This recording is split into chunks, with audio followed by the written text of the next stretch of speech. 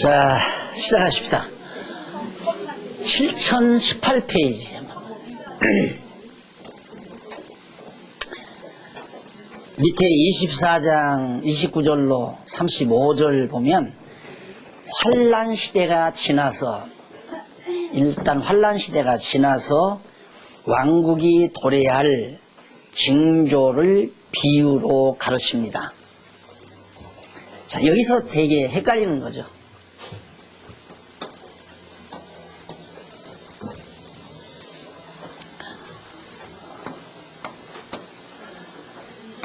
주 70년 예수님께서 성전 무너질 것을 말씀하셨죠. 그러니까 예수님이 오셔서 한 33세 이쯤 여기에서 이제 예수님이 곧 한 3, 40년 후에 예루살렘 성전이 무너질 것을 밝히면서 이 환란의 시작,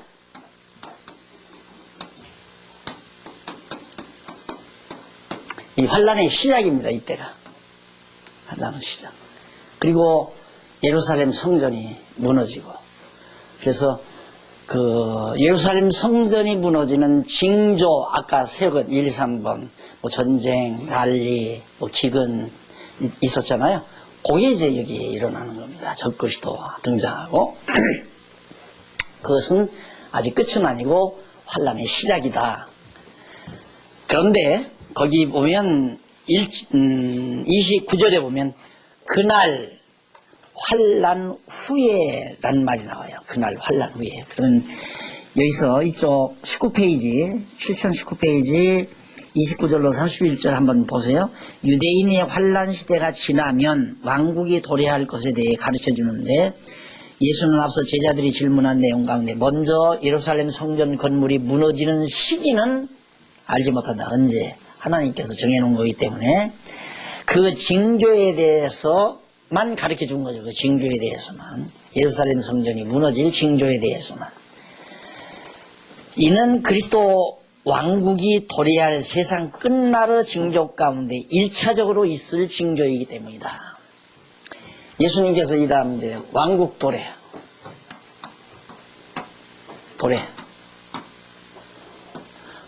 예수님 재림이죠, 재림. 이것에 일단 1차적인 환란이에요, 여기가. 예루살렘 성전 무너지고, 있어진 여러 가지 징조들이. 그런데, 곧 예루살렘의 환란이 그리스도 재림 후 1차적 징조라는 것이다. 그리고 이제부터가 다릅니다. 29절부터가. 이제부터는 세상 끝날에 있을 그리스도 재림 후 징조에 대해 가르쳐 줍니다. 이때 그리스도 재림 후 징조가 뭐냐? 요때 있어요. 아까 처음에 시작할 때 두 가지 말씀했다고 하잖아요. 어느 때에 이런 일이 있겠으며 어느 때에 세상 끝날이 임합니까? 해서 예수님께서 이제 이걸 개괄적으로 시작과 끝을 말씀드렸기 때문에 앞에서 이제 시작에 대한 걸 말씀하시고 이제 끝날에 대한 것을 이제부터 말씀하신다. 이렇게 생각하면 아주 쉽게 정리가 됩니다. 이제부터는 세상 끝날에 있을 그리스도 재림 후 징조에 대해 가르쳐 주는데, 곧 그날 환란 후에, 여기서 날이라고 했어요. 그날 환란 후에라는 말에서 날이라는 말 나오죠. 날. 그날, 날. 헬라어 거기 나와요. 헬라어로 헤메론이라는 말이에요. 날을. 헤메론. 이라는 복수 명사로서 날들 이런 명사로서 세대, 한 세대를 말하는 겁니다. 세대로 번역이 가능하므로 그 환란의 세대가 지나서라고 번역하면 해야 됩니다. 그러니까 그날 환란 후에 이 말을 제가 다시 번역한 것이 뭐냐면,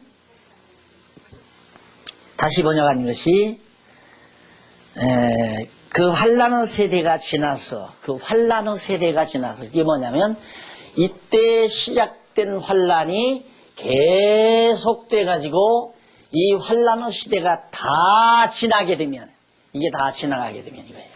이게 엄청난 긴 세월입니다. 그러니까 아직도 예수님 안 오셨으니까 2000년 세월 거리 되죠.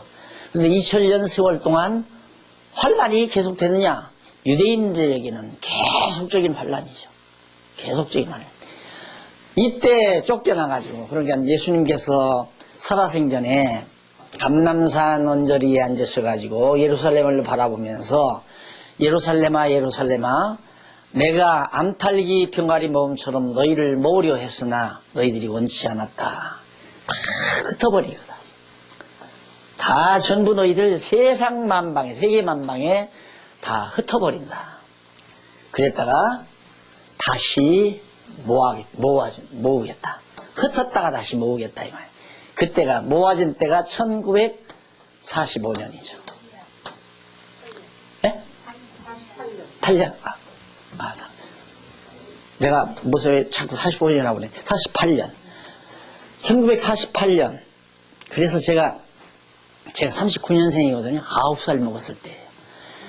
참 하나님께서 날 이때 태어나게 한 것도 나는 복 중의 복이라고 생각을 해요. 복 중의 복. 너무도 분명한 역사적 실증을 내가 눈으로 내 생전에 봤다는 것. 그래서 내 생전에 내가 하나님의 놀라운 섭리 중에 보는 섭리 중에 하나가 이스라엘이 독립한 것. 왜? 거의 2000년 전에 예수님께서 예언한 것이 이루어지는 사실을 내 눈으로 봤다는 것. 역사적으로. 물론 성경을 보고도 성경만 보고도 예수가 그리스도이심을 알 수 있지만은 이런 역사적 실증을 내 당대에 내가 태어나서 눈으로 보고 산다는 것은 보통 복이 아니에요. 이게 엄청난 은총이죠. 하나님 앞에. 이런 것들이 이제 와 닿았기 때문에 이건 뭐 물어볼 것 없이 하나님께서 말씀하신 예수님께서 이 시대 역사는 이제 예수님 오신 이후의 역사는 참 선지자이신 예수님과 그의 사도들이 장차 되어질 일을 예언한 대로 역사가 진행이 됩니다. 빈틈없이 진행이 된다 이 말이에요. 그것이 우리 기독교 역사관 아니에요. 어저께도 신학부에서 역사관 배우더라고요. 우리 어른들도 주일날 역사관 배우죠. 기독교 역사관 배우는데 이런 거예요. 한 번 하나님이 정한 대로 역사를 진행시키는 거죠. 우리가 이런 역사의 대국을 바라보고 인생을 살아야 사는 맛이 나죠. 왜 사나? 하나님께서 섭리해가는 이 엄청난 역사의 대국 바라보면서 내가 여기에 작게나마 쓰임받고 있구나 하는 생각이 삶의 의미와 가치를 분명히 느끼게 하고 그게 느껴지니까 아무것도 부러운 것도 없고 여러분 뭐 이제 살아보셨으니까 알지만 다 무의미한 것들이에요.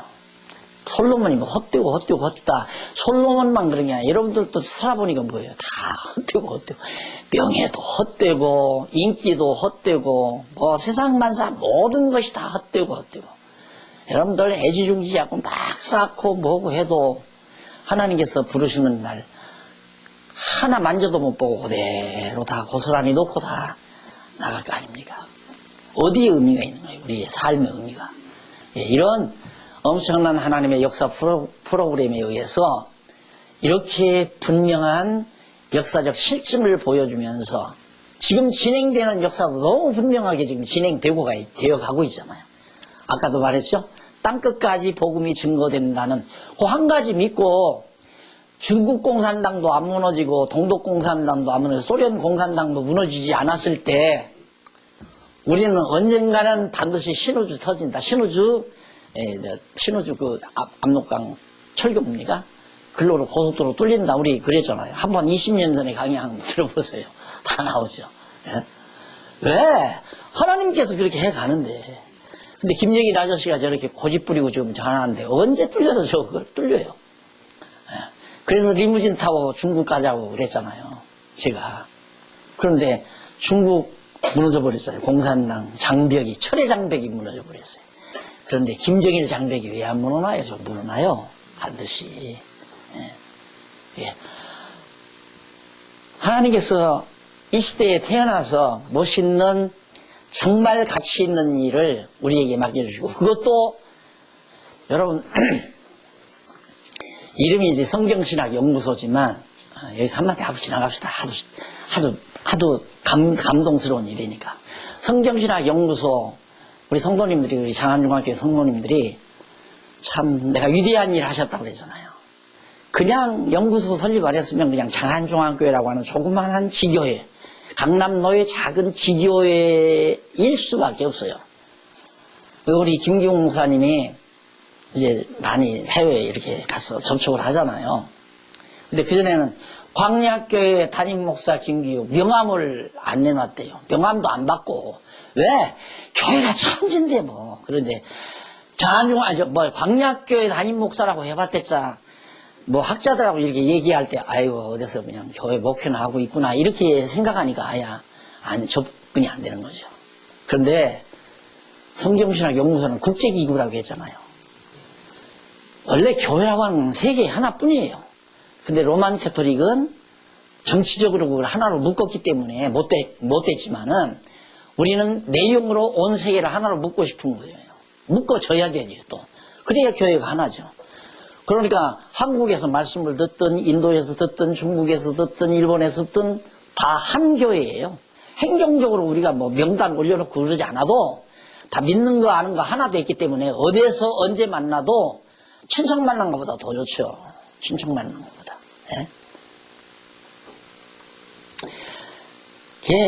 이게 이제 하나님께서 아주 시기적절하게 하나님이 이렇게 마련해 주시고 일을 하게 하시고, 지금 여러분이 듣기에는 내가 지금 여러분 여기 한 80분 모시고 지금 강의하는 거겠죠? 아니에요. 지금도 전화 온대요. 왜 지금 뭐가 화면이 흐립니다. 왜 그게 안 뜹니까? 하고 계속해서. 이게 지금 이해하는 게 여기서 사라지는 게 아니라 이게 보관이 돼요. 창고에. 언제라도 꺼내면 전 세계 어디서라도 다 듣도록 지금 마련이 돼 있잖아요. 네? 그러니까 지금 엄청난 일을 하나님이 우리를 통해서 해가시는 겁니다. 엄청난 일을. 그래서 이처럼 분명하게 다시 모아놨으면 환란이 끝나는 줄 알았는데 아직도 환란 안 끝나잖아요. 지금 예루살렘이 과거 이 성전 무너진 이 터에다가 이슬람 사람들이 거기다 이슬람 신전을 지어놨잖아요. 예루살렘이다. 그래서 이 예루살렘이 이방인의 발에 질밟히리라 했는데 지금도 밟히고 있잖아요. 지금도 예루살렘이 밟히고 있잖아요. 이게 환란이 아직 안 끝난 거예요. 그래서 그 환란의 시대가 지나서 그 말이죠. 환란의 시대가 지나서 한번 보십시다 이제. 그날 환란 후에 이 말을, 그 환란의 시대가 지나서 즉시 해가 어두워지고 달이 빛을 내지 아니하며 별들이 하늘에서 떨어지며 천지재변이 일어나는 거예요. 하늘과 땅에서 하늘의 권능들이 흔들리리라. 그때 이제 온 천지가 개벽이 일어나면서 하늘에서 예수 그리스도의 재림의 모습이 딱 나타난다. 정확하죠? 예? 그래서 그 환란의 시대가 지나서,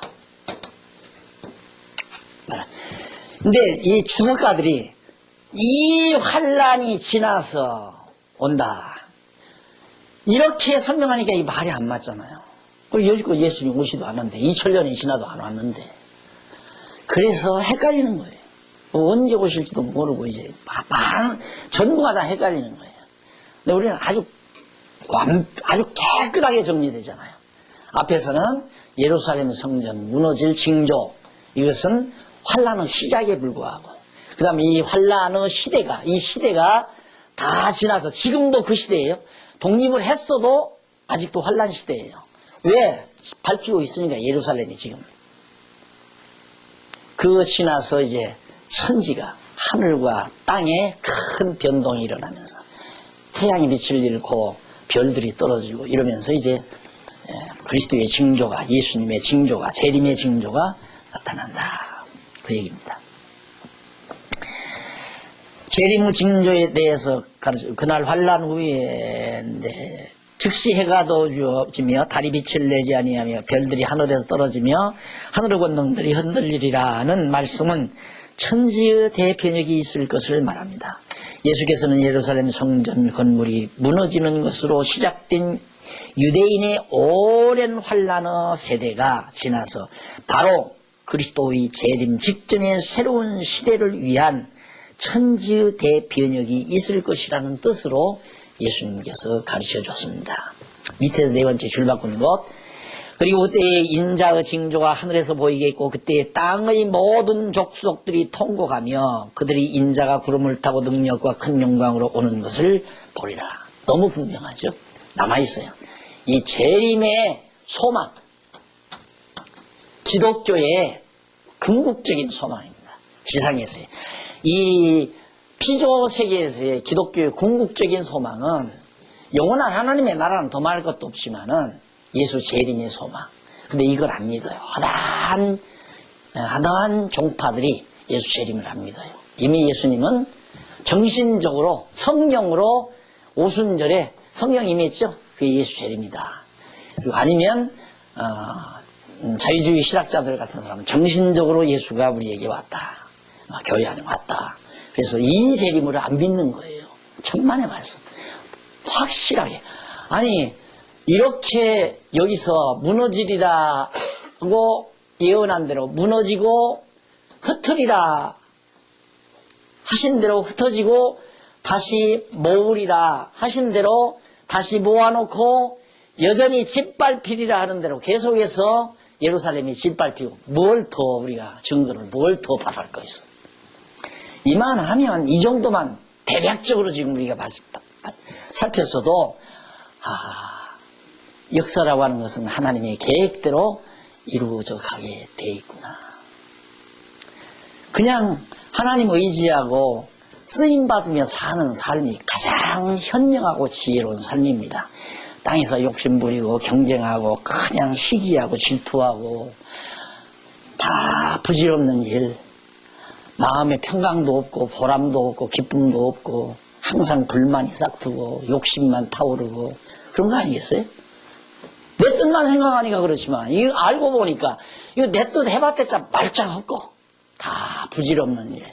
이거 알고 나면 이렇게 하나님께서 정하신 뜻대로 역사를 진행한다는 게 확실히 믿어져 버리면 내 모든 생각이나 욕심이나 내 모든 어리석음은 다 부질없는 일, 다 야망, 다 부질없는 일. 남 지배하고 살고 싶고 남에게 존경받고 살고 싶고 남보다 더 잘 살고 싶고 경쟁에서 이기고 싶고 다 인간 그러면 살잖아요. 모두가 다 부질없는 일. 이게 믿어지면 그러게 돼요. 가장 소중한 게 뭔가. 그래도 하나님께서 나로 하여금 깨닫게 하소서. 당신이 해나가는 일에 종의 하나로 청지기로 일꾼으로 나를 이 엄청난 하나님의 사역에 쓰임받는다는 이 기쁨과 보람, 그거 하나가 삶의 의미와 기쁨을 우리에게 더해주는 거죠.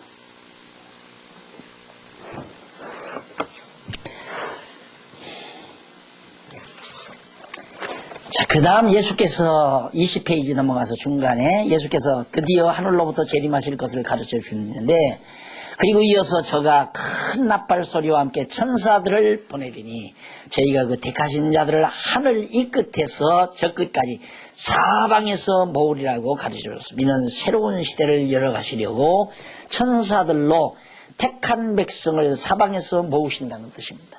자, 택한 백성. 예수님이 재림하면서 천사들을 통해서 하나님의 택한 백성들을 전부 사방에서 모아하는데 이미 이방인의 수는 언젠가 끝났을 거 아니에요. 이방인의 수가 딱 예수 재림 전에 이방인의 수가 끝나고 유대인의 시대가 있을 거란 말입니다. 그 유대인의 시대에 예수님께서 오셔서 유대인의 시대에 전부 택한 백성들을 세계만방에 흩어져 있는 택한 백성들을 다 불러들여서 완전히 새로운 시대, 이것이 지상에 있어질 소위 천년왕국이라는 얘기예요. 천년왕국. 이게 이제 하나님께서 이제 땅 위에서 베풀어 가실 그런 섭리를 미리 예고해 주신 내용입니다. 그 다음 이제 32절로 35절에 보면 예수께서 왕국이 내림하는 시기의 징조에 대해서 가르쳐 주는데, 무화과 나무의 비유를 배우라고 그렇게 예수님께서 말씀하면서, 그 가지가 연하여지고 잎사귀를 내면 여름이 가까운 줄 아나니 이와 같이 너희도 이 모든 일을 보거든 인자가 가까운 일 가까이 곧 문 앞에 이른 줄 알라. 이게 이제 엄청난 오해를 불러일으킨 거예요. 무화과 나무의 비유를 예수님이 배우라면서 뭐라고 하냐면, 무화과 나무의 비유 중에 가지가 연하여지고 잎사귀를 내면, 무화과 나무가 가지가 연하여지고 잎사귀가 파릇파릇 이렇게 내게 되면, 아, 여름이 가깝구나, 그렇게 알지 않느냐 너희들이. 그런데 이걸 왜 갖다가 이스라엘의 독립과 연결을 시키느냐 그 말이에요. 이걸 세대주의 신학자들이 여기다가 연결을 시키는 거예요. 이스라엘 독립에다가. 그러니까 이제 이스라엘이 다시 무화과 나무가 다시 소생하듯이 다시 일어났다. 이걸 보고들랑 예수님 재림이 가까운 줄 알아라. 이렇게 이제 설명을 한 거예요. 그럼 45년도 지금 45년도 지나서 60년이 훌쩍 지나는데 아직도 예수님 안 오잖아요. 그래서 얼마 전에 예수님 곧 온다 그 얘기가 나온 거예요. 공중 재림한다.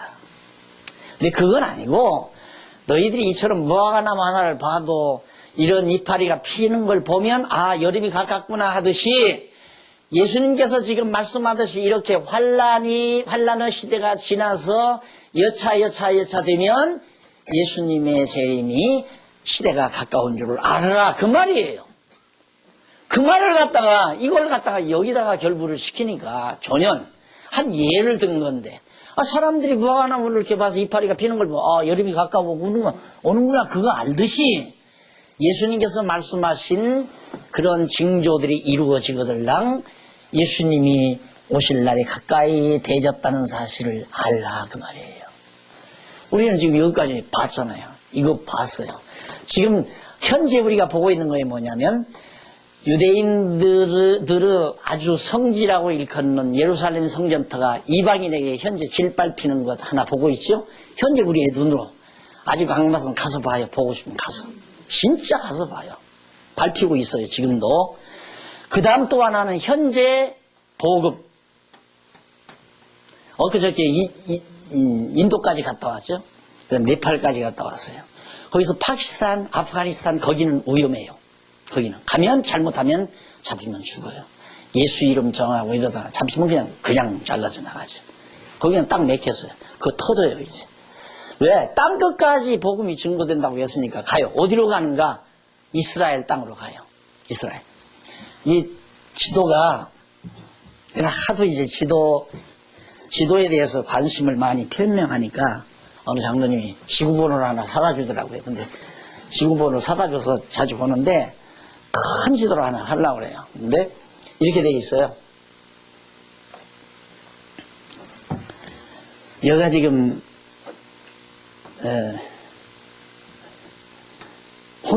홍해고 갈릴리, 사해바다고 갈릴리, 요단강, 유대 땅 여기거든요. 그런데 이렇게 돼가지고 여기가 이렇게 해서 이거 쿠웨이트에서 이렇게 비슷하게, 하여튼 여기가 이란, 이라크 이렇게 돼 있어요. 여기 쿠웨이트. 그 다음에 이제 이게 인도거든요. 인도인데 이쪽으로 파키스탄, 아프가니스탄, 이란, 이락, 그 다음 이스라엘. 어디야? 아, 요래 가서, 요래. 이스라엘. 이렇게 쭉 가게 되면. 인도에서 이렇게 가게 되면. 그리고 여기가 네팔. 이렇게 돼 있고. 이렇게 하게 돼 있어요. 여기까지 온 거예요, 지금. 복음이. 이 땅끝을 향해서.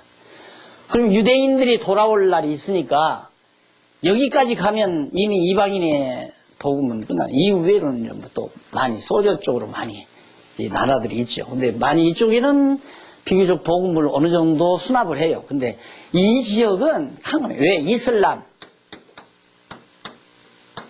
이슬람 지역이 터져버리면 가까운 거죠. 이슬람 지역이. 이슬람 세력이 엄청나요. 그게 무너진다는 건 상상을 못해요. 이슬람이 세계를 정복한다고 해야 이치에 맞아요. 불교도 무너지고 기독교도 무너지고 천주교도 무너지고 이슬람이 이제 패한다. 왜? 무서운 사람들이거든요. 쌍둥이 빌딩 무너뜨린 사람들이에요. 그렇게 안간한 사람들이에요. 죽일 수가 없어요. 그 사람들은 한 사람 한 사람이 핵폭탄이에요. 그렇게 강한 사람들이기 때문에 인간적인 생각으로 봐서는 이슬람이 세계에 패한다. 천하 없이 필요 없어요. 멀쩡하게 가다가 그냥 폭탄 안고 들어가 버리면 끝나는데 건물도 끝나고 비행기 타고 나가니까 쌍둥이 빌딩 그 얼마나 대단한 빌딩이에요. 미국에. 그게 다 무너져 버렸잖아요. 아니에요. 그렇게 강하게 놔두는 이유는 하나님께서 무너뜨리기 위한 겁니다. 나는 그렇게 봐요. 역사를. 그래서 저거 무너질 날은 힘없이 무너진다. 중국 공산당도 힘없이 무너졌잖아요. 소련 공산당도 힘없이 무너지고 동독 공산당 힘없이 무너지고 아주 힘없이 무너졌죠. 그거 무너진다고 생각한 사람 없었어요. 공산당이 무너난다. 공산당이 완전히 세계에 빨갛게 물들인다고 그러죠. 물들인다고 그렇게 생각을 했죠. 근데 다 무너났잖아요. 이슬람이 아무리 지금 강성해도 그래서 내가 오바마가 미국 대통령 될 때부터 아차 이거 봐라. 하나님이 더 이슬람을 막 활개치게 만드는구나. 우리나라에도 지금 많이 들어와 있어요. 하여튼 가부잡잡하고 이 턱수염 믿고 이런 사람들은 일단 저 이슬람 아니냐 이슬람 족속 아니냐고 봐야 돼요. 하나님이 이걸 못 건너가거든요. 여기 인도에서 지금 이슬람이 국가 이걸 못 들어가요. 근데 인도에도 이슬람이 지금 들어와 있어요. 기독교보다 훨씬 강해요. 세력적으로는. 그런데 무너나요. 확실히 무너나요. 무너나야 이게 가게 되고 가야 유대인들이 이제 여기 가서 이제 복음이 끝나는 거거든요. 그래서 결국 하나님의 섭리가 역사 섭리가 저런 과정을 통해서 이루어져 간다는 사실을 우리가 지금 보고 사는 거란 말입니다. 눈으로 현재 보고. 그래서 이런 걸 늘 마음에 두고 마음의 소원을 하나님의 섭리대로 소원을 가져야죠. 저 위에 다른 소원 가져봤댔자 몸만 상해요. 하나님이 해가시는 일을 알고 그게 이루어지기를 바라고 살아야 재미가 나죠. 에? 솔직히 지금 우리가 빚이 한 꼬백인데 인도에다가 뭐 퍼다 주는 건 없지만 몇백만 원씩 들여서 인도 왔다 갔다 해야 될 팔자입니까? 어림도 없죠. 그러지 말아야지. 근데 어쩔 수가 거기 간다고 해야 돈이 나온다니까? 인도 간다면 막 지방에서도 돈을 보내고 그래요. 빚 갚는다면 돈을 안 내놔. 그러니까 값이 말해야지 뭐. 그러니까 아니 내가 놀란 건 우리 교회 이제 선교 구좌, 선교 연복 그 항목 딱 만들어 놓으니까 잘 들어오는 거예요. 선교 연복. 근데 다른 연보는 빚 갚자고 하는 연보는 잘 안 들어. 그 복지관 연보니 뭐 건축 연보니 그건 빚 갚을 연보거든요. 그 돈은 잘 안 나오는데 선교 연보는 항상 잘 나와. 요즘도 가만히 보면. 그 하나님 하시는 일이에요.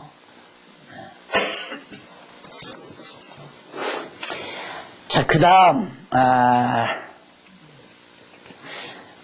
보면 예수께서 무화과 나무의 상태를 보면 봄철이 지나고 여름철이 가까웠다는 것을 알 수 있는 것처럼 오랜 환란의 징조로 일어날 모든 사건들을 보거든 그리스도의 재림이 임박한 사실을 알라는 뜻으로 잘 해줬죠.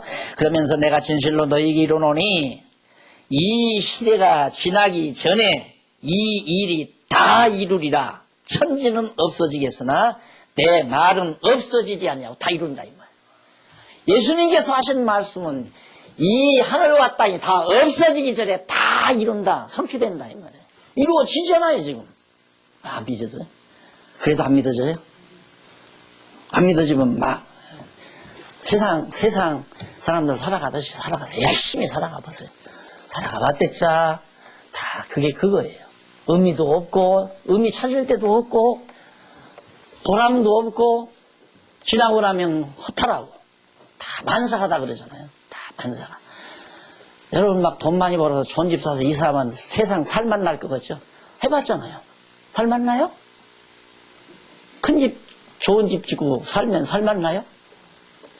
누가 날 들어 100평짜리 아파트 막 경치 좋은 곳에 3억이면 사니까 목사님 그거 사야 한다고 하더라고요. 3억 아니라 3천만 원이라도 다 필요 없어요. 사는 게 그게 아니잖아요.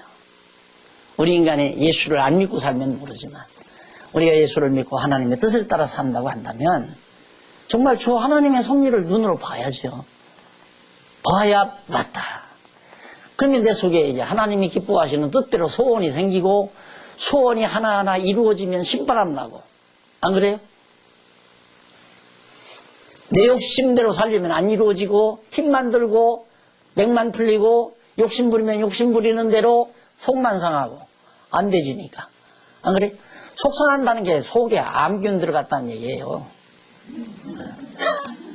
그 함부로 쓰는 말 아니에요. 속 상하는 건 속, 장이 상하고 간이 상하고 이게 다 암병 들어갔다는 얘기예요.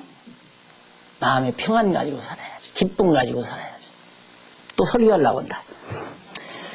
자, 그 다음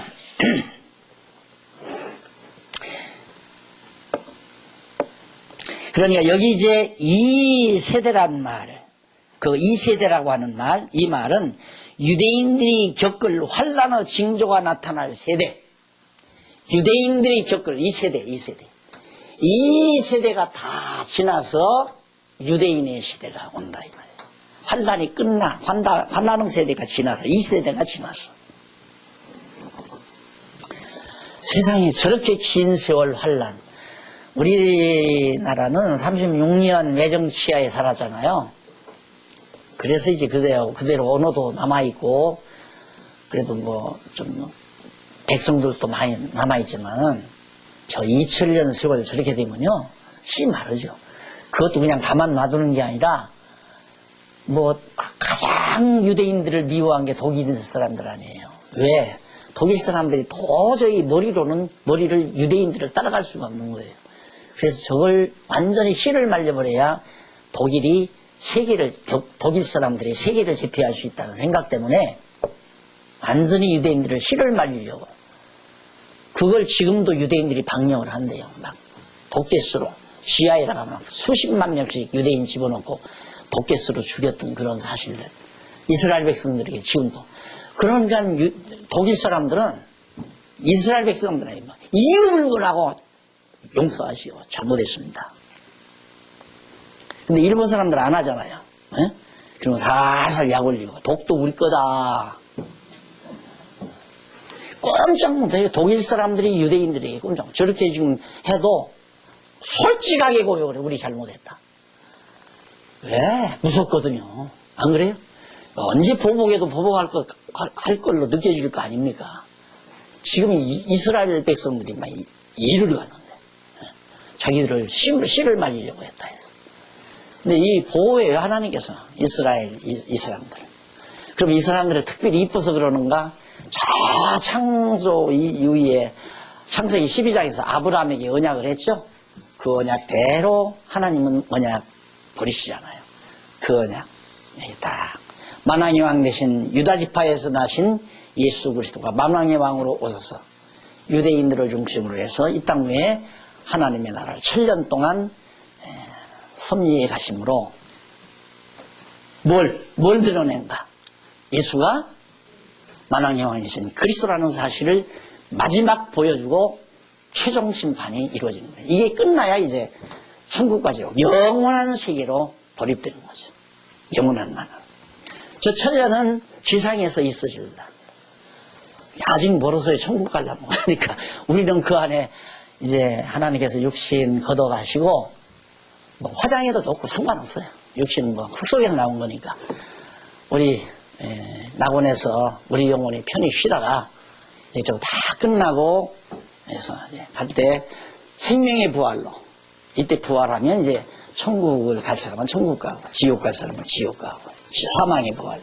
그래서 영원토록 하나님의 나라에서 이제 살게 되죠.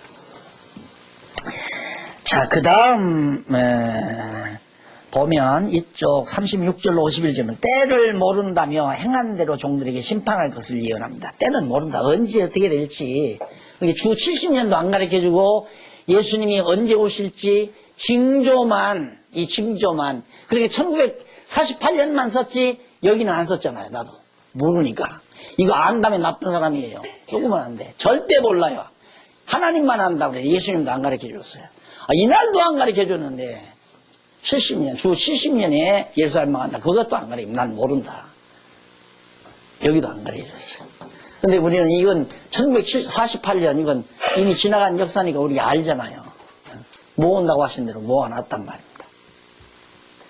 이것이 택한 백성들을 타방에서 모은다는 이때가 아니고 모을 때는 이때고 이건 이제 흩었다가 다시 모아주겠다고 하는 그 예언이 이루어진 때고 독립한 것은 36절 그러나 그날과 그때는 아무도 모르나니 하늘의 천사들도 아들도 모르고 오직 아버지만 아시느니라. 그러면서 하시는 말씀이 노아의 때와 같이 인자의 임함도 그러하리라. 홍수 전에 노아가 방주에 들어가 날까지 사람들이 먹고 마시고 아무리 얘기를 해도 40일 후에 비 온다고 해도 사람들이 아무것도 없어요. 마찬가지 지금도 아무도 받아들이지 않습니다. 인자의 임함도 그렇게 사람들이 믿지 아니할래. 갑자기 도적같이 온다. 우리처럼 깨닫고 그때까지 내가 살 건 아니겠지만은 내가 만약에 살아있다면 예수님 곧 오시겠구나. 보니까 곧 오시겠다. 한 달쯤 지나면 오실 것 같다. 한 1년 지나면 오실 것 같다 한다든가 하면 도적같이 오는 게 아니죠. 우리는 기다리고 있으니까. 그런데 전혀 예수님 오리라고 생각지도 않고 인간의 욕망 따라 그냥 살아가는 사람들은 갑자기 도둑이 임하듯이 예수님이 오신다. 그런 얘기예요. 40절. 그때 두 사람이 밭에 있으니 하나는 데려감을 당하고 하나는 버려둠을 당할 것이요. 이 두 여자가 매를 갈고 있으니 하나는 데려감을 당하고 하나는 버려둠을 당할 것이니라. 그러므로 깨어있으라. 어느 날에 너희 주가 임할는지 너희가 알지 못함이라. 너희도 아는 바니 만일 집주인이 도적이 어느 경쯤에 올 줄을 알았다면 깨어있어 그 집을 뚫지 못하게 하였으리라. 이러므로 너희도 예비하고 있으라. 생각지 않은 때에 인자가 오리라. 충성되고 지혜 있는 종이 되어 주인에게 그 집사람들을 맡아 때를 따라 양식을 나누를 자가 누구뇨. 주인이 올 때 그 종이 이렇게 하는 것을 보면 그 종이 복이 있으리로다. 그러니까 예수님이 언제 오시든 관계없이 내가 받은 하나님의 은사를 성실하게 그렇게 감당하면서 사는 자가 가장. 예를 들어서 엄마가 시장 나가면서 동생 때리지 말고 잘 놀아라. 집안 어지러 놓지 말고 그러고 시장을 갔어요. 갔다가 친구 만나가지고 차 한잔하는 동안에 시간이 길어졌다 이 말이에요. 이놈들이 엄마 올 쯤 되니 갈 때까지는 제대로 이제 괜찮았는데 이게 시간도 안 오신다. 야, 우리 판 났다 하고 막 다 어지러 놓고 막 동생하고 싸우고 난리. 그날에 만약에 엄마가 들어닥쳤다 하면 다 벌쓰는 거지 뭐 다. 똑같은 거예요. 똑같은 거. 예. 언제 올지 모르니까 우리는 하나님 앞에서 받은 은사 따라서 성실하게 그 얘기죠. 쉽게 말하면. 동무들을 때리며 술 친구들로 더불어 먹고 마시게 되면 생각지 않은 날에 알지 못하는 시간에 그 종주인이 이르러 51절 어미 때리고 외식하는 자에 받는 율에 처하리니 거기서 슬피 울며 이를 가지라. 하나님의 진노. 그렇게 어려운 건 없죠. 이렇게 해서 결국 마지막 24장 내용이 끝이 났습니다. 그러면 심판 방법이 뭐냐? 25장입니다. 심판의 방법. 25장 나오는데 우선 1절로 13절에 보면 신랑을 맞을 슬기 있는 여자가 백성임을 비유로 가르치는 내용입니다. 누가 하나님의 백성인가? 심판을 받지 아니할 자가 누군가? 그 말이죠. 유명하죠? 신부. 등불을 예비한 신부. 그러니까 앞에서 말했듯이 항상 하나님 앞에서 내가 받은 은사 따라서 성실하게 주님 오시는 걸 소망으로 삼고 재림을 소망으로 삼고 성실하게 자세를 갖추고 있는 사람은 하나님의 택한 백성이고 그렇지 못한 자는 버림받을 백성이고 그렇게 심판이 되는 거죠. 결국. 그러니까 이미 우리는 늘 심판받으며 살아요. 그러니까 내가 이렇게 살아가도 내가 예를 들어서 등불을 예비하지 못한 것처럼 내가 준비 없는 삶을 살아가면 주님을 맞을 준비 없는 삶, 이런 하나님의 하시는 일에 우리의 관심과 우리의 생활이 정말 최선을 다해서 살아가면 이미 등불 예비하듯이 다 예비된 삶을 사는 거예요. 그런데 그게 아니면 아까도 말했듯이 엄마 곧 온다 하고 동생도 안 때리고 집안도 안 어지러놓고 조용히 잘 놀았는데 식도 놀았는데 시간이 지나니까 망탕 살았다.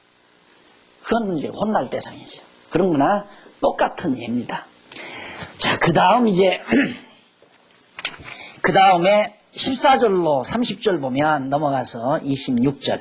달란트를 남긴 충성된 종들이 백성이다. 달란트를 남긴 자는 백성이고 남기지 않은 자는 땅에다 갖다 묻어놓은 자는 백성이 아니고.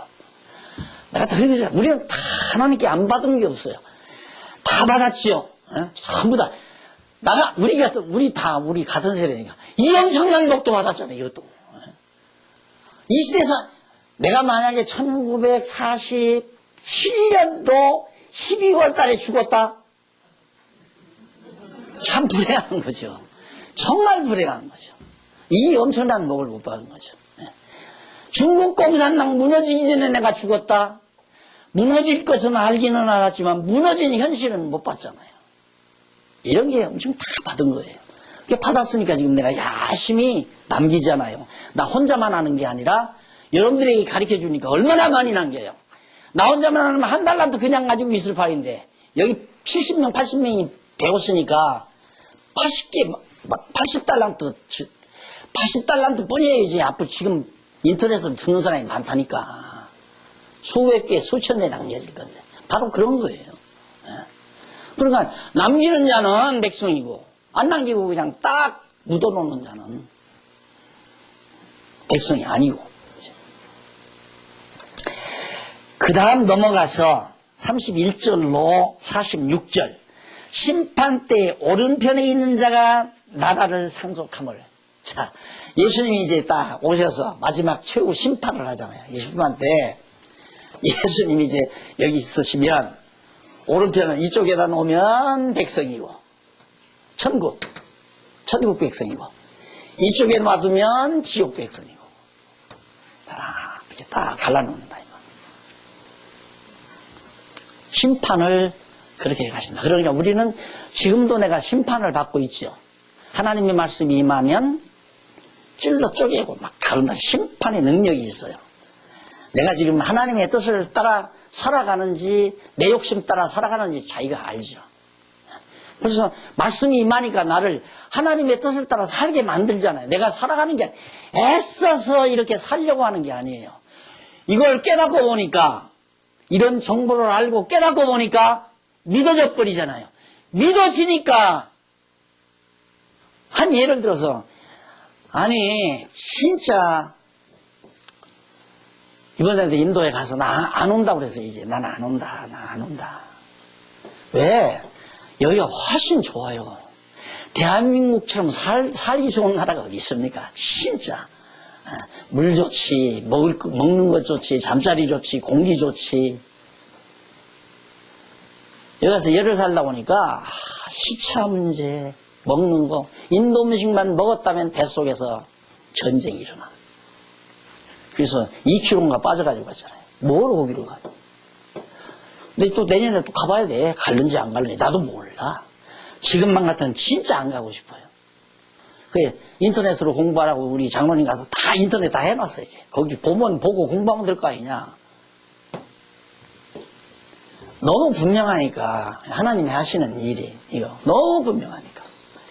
야, 그래서 네팔도 다녀온 거 아니에요. 네팔도. 요거 넘어가면 바로 중국이에요. 그게 원래는 중국 전해지고 이렇게 해서 인도로 가서 이렇게 갈 줄 알았거든요. 차근차근. 그런데 하나님께서 무슨 18년 전에 딱 여기다 인천 상륙작전 하듯이 뉴델리에다가 딱 하나 사령부 지어놓고 여기서 그냥 지금까지는 우리 목사님이 그냥 여기서 뉴델리 교회 해가지고 여기서 사업, 선교 사업 벌리고 애들 가르치고 그러고 살라고 그렇게 마음먹었어요. 근데 이번에 가서는, 서남아시아의 전초기지로 생각을 바꿔버렸어요. 그래서 여기다가 이제 서남아시아 성경신학 연구소를 지금 땅 한 200평 사놨거든요. 거기다 짓는데 아주 별장지대에 짓는데 거기는 살만해요. 여기다 쳐놓으면 내가 와서 한 달도 머물러 갈 수 있을지 모르지. 질 거예요. 걱정하지 마세요. 그러더라고요. 거기가 전초기. 거기서 이제 각 나라 지도자들, 목사들 모시라고 해서 훈련시키고 세미나하고 가르쳐주고 그렇게 해서 복음이 증거되도록 하나님께서 해가신다는 거 아니까 소원이 생기는 거죠. 몸은 괴로워도 하고 싶은 마음. 이것이 말씀의 힘이란 말이에요. 말씀이 나로 하여금 육신 쪽으로 가지 아니하고 하나님의 뜻 쪽으로 마음을 향하도록 이끌어 가기 때문에 되는 거라. 이게 심판받고 사는 거예요. 지금도. 이 심판이 어떤 단시일에 이루어지는 게 아니라 우리의 삶 속에서 계속 여러분 스스로도 내가 오늘 하루를 이러면 또 설교가 되지. 여러분 스스로 생각해요. 나는 지금 심판 누구나 다 심판받고 살지 말씀 앞에서. 자, 그래서 46절까지 심판 방법에 대해서 다 설명을 해 주었습니다. 자, 이만하면 다 지었네요. 지도자 직무로, 그 다음 심판주 직무로. 맞죠? 틀림없이 맞죠? 그러니 예수는 왕이시다. 만왕의 왕이시다. 만왕의 왕이심으로 그리스도이시다. 그리스도이심으로 하나님 여호와 살아계신다. 여기서 끝나는 거죠. 하나님 여호와 살아계신 여호와 하나님께서 예수가 그리스도이심을 확증짓기 위하여 만왕의 왕이신 그리스도의 모습을 직무를 수행하도록 하실 것을 예수님이 다 알잖아요. 오셔서 이제 재판한다. 심판한다. 이것이 25장까지의 내용입니다. 마지막 이제 다음에 오셔서 제4절 제사장 직임에 의한 성취 마지막이죠. 선지직, 왕직, 제사직 예수님 메시아 그리스도 3직을 가지고 계시는데 예수님께서 제사장 직임에 의해서 그리스도로 성취된다. 그런 의미로 26장에서 28장까지 마무리 지면 마태복음이 모두 다 끝이 납니다. 다음 수요일에 만나뵙기로 약속하고 오늘 강의 여기서 마무리합니다. 기도하십시다. 살아계신 하나님 아버지 은혜를 감사합니다. 역사 속에서 여호와 하나님 살아계심을 이렇게 생생하게 보고 확인하며 살 수 있는 은총 베푸신 하나님의 사랑을 감사합니다. 하지만 때때로 우리는 육신의 눈이 밝아지게 되면 신령한 눈이 어두워져서 살아계신 여호와 하나님보다는 세속적인 것이 눈에 잘 보일 때가 있어 유혹에 빠질 때가 많습니다. 하나님 아버지 지혜와 총명을 더하소서. 왜 우리를 이 시대에 살게 하셨는가? 참으로 의미 있고 값진 삶이 무엇인가를 말씀하셔서 늘 심판받으며 사는 슬기로운 종들 되게 하시옵소서. 예수님 이름으로 기도드립니다. 아멘.